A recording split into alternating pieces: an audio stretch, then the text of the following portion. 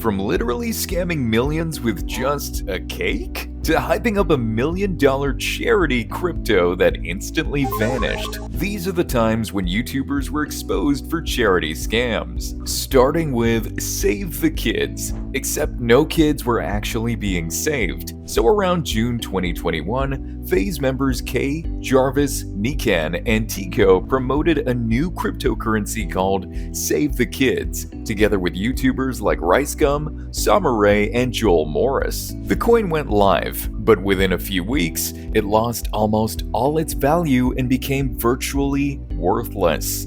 It all started when a key limit on the token system was charged right before launch, letting insiders sell everything almost instantly while regular buyers were still coming in. Once that happened, the price crashed and never recovered, and neither did the promised charity. At first, the people behind the project said part of the profits would go to Binance charity to help kids, but Binance later told Time they don't take brand new tokens like that, which means the donation never actually happened. So the charity not only failed, but it was actually fake. During its short run, millions of dollars in total trading passed through the token before it all collapsed, leaving thousands of buyers with almost nothing. As people started getting angry, FaZe Clan tried to pull away from the project. K was kicked out of the group, while Jarvis, Nikan, and Tico were suspended for taking part in it. But what would you do if you found out that the money you donated to charity raised hundreds of thousands to help people, yet for nearly 7 years,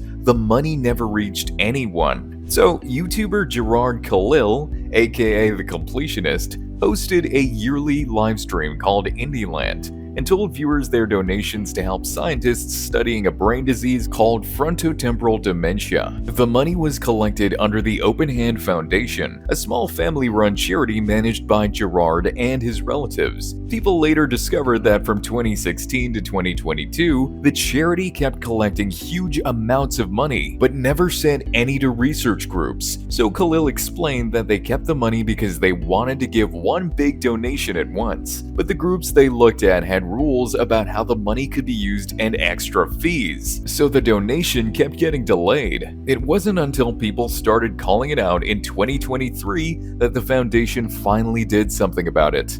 On November 29, 2023, about $600,000 was sent to AFTD. A few days later, AFTD confirmed receiving it and said the money would be used for new studies and support programs. People began calling it a scam after realizing their donations weren't being used. And to make things worse, the Open Hand Foundation ended up listed as delinquent in California, meaning it had missed some of the paperwork needed to stay active and wasn't supposed to be collecting donations at the time. So Khalil posted an apology video. He said nothing was stolen, announced he'd stepped down from the foundation's board, and said Indieland would no longer be run as a charity event. Yet, what happens if a charity company got caught taking millions in donations, and when they got exposed, they actually sued the people who called them out? And that company is Softgiving, which later changed its name to Brand Influence. They were a for-profit company that handled charity streams for a lot of creators on Twitch and YouTube. Creators like Ludwig, XQC, and even the entire OTK crew worked with them to raise money for different causes. But one of the well-known investigative reporters, Jacob Wolf, found that for over 2 years, Softgiving kept about 42 cents of every dollar raised from charity streams. Meaning if a stream made $1 million, about 420,000 never reached the charities. Yet Jacob Wolf's investigation wasn't the only red flag. In 2022, records from the Giving a Foundation showed nearly the same pattern, with $3.56 million raised and $1.65 million kept as company costs and creator fees. Millions were donated, but almost half never went where viewers thought it would. Once people found out, backlash spread across Twitch and X. Charity organizers like Steven Swan and Able Gamers spoke up, saying Softgiving had basically taught influencers to expect a cut from charity money, which made real charities struggle to compete for donations. After the backlash, the company announced it was stepping away from charity work completely, then started closing down its Twitch operations and letting go of employees. But for some reason, the company also tried to sue some of the people who called them out, then later dropped several cases, including the one against Jacob Wolf. Yet as of now, no one has been charged with anything. It's just been a major hit to their reputation. But way back in 2022, there was a YouTuber who made millions of euros from a charity with a cake? So Chiara Ferragni, a fashion influencer and businesswoman, teamed up with the cake brand Bolocco to sell a pink Christmas Pandora that was supposed to raise money for a children's hospital in Turin. People bought it thinking part of their money was going to help kids, but it wasn't.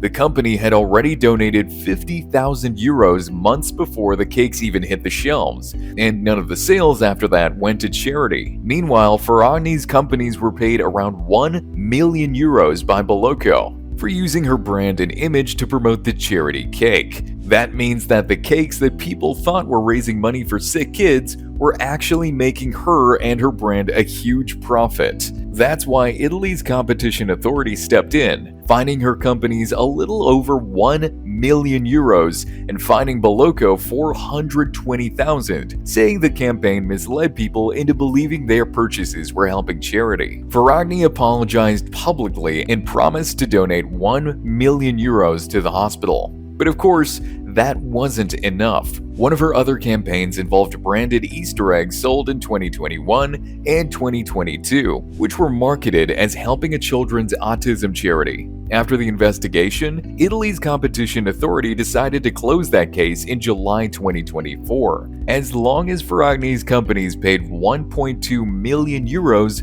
directly to the charity named on the packaging. Then in January 2025, prosecutors opened a criminal case against her. By September, a Milan court set her trial on fraud charges connected to the charity cake and other similar promotions. Ferragni denies doing anything wrong, saying the accusations are unfair and based on misunderstandings about how the campaigns worked. The case is going to court, but there's no verdict yet. A few years earlier, a YouTuber tried to help a homeless man. The video went viral, but what happened after was really heartbreaking. Back in 2014, a YouTuber named Josh Paler Lynn posted a video called "How Does a Homeless Man Spend $100?" He gives a guy named Kenny Thomas Nickel $100, then secretly follows him around to see what he does with it. Thomas walks into a liquor store, but instead of buying alcohol, he comes out with bags of food and starts handing them out to other homeless people. Since the video showed someone who had nothing but still chose to help others, people really connected with it, and it pulled tens of millions of views. So Josh came up with the idea to start an Indiegogo campaign for Thomas, and it ended up raising about $130,000 from people who wanted to help him. But after the video blew up, things started to get weird. The internet began calling it fake, saying the whole thing looked staged. Someone who said he was there during the filming told reporters that Josh and Thomas actually arrived together before they even started recording.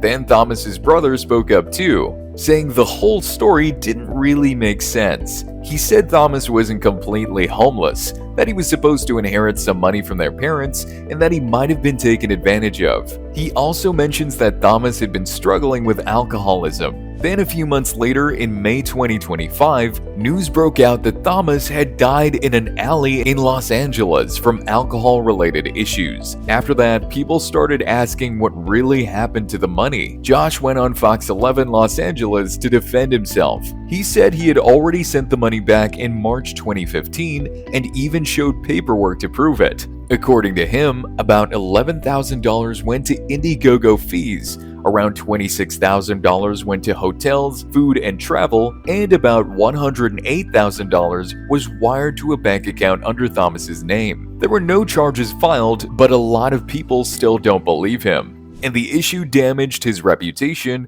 and slowly killed his channel.